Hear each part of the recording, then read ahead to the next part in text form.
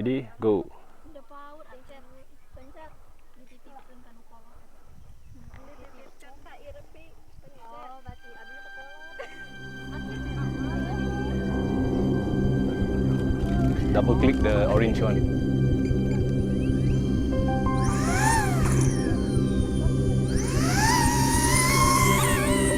Leg.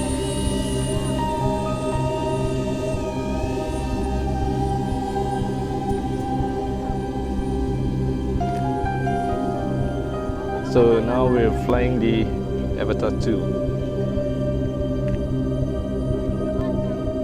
Okay, here's where things went wrong.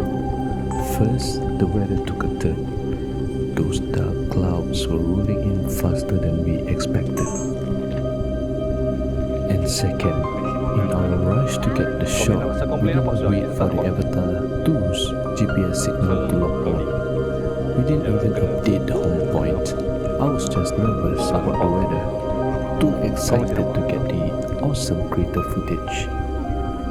Sometimes we get caught up in the moment, but honestly, it was a mistake. Don't do what I did. Flying a drone in a new place, especially one as big as this, without GPS, it is basically suicide. It is so much harder to control. Amirul was piloting, and he was the only one who could see through the DJI goggles tree. Suddenly, those thick clouds just swallowed the drone. I was guiding him, trying to get him to bring it back, but he said it felt like it was flying away from us. He couldn't see where he was going.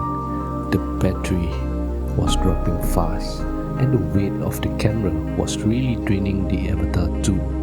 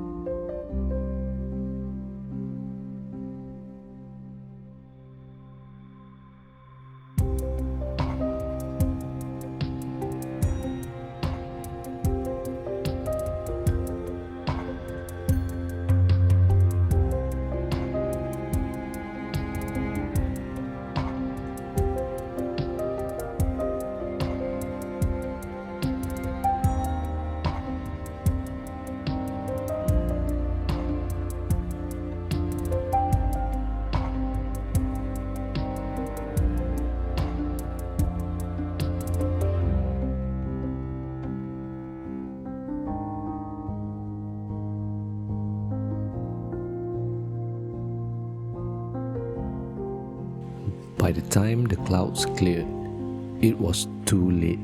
It had flown behind the mountain. I could hear it buzzing somewhere back there, but we couldn't see it. Amirul tried to wrestle it back, but no luck. It crashed in a spot that is totally inaccessible.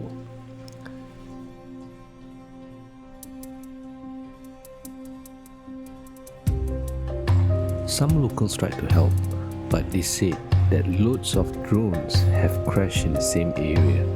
Apparently, it is a bit of a drone graveyard. Amirul wanted to try and retrieve it, but I told him no way. I'd rather lose a drone than a friend.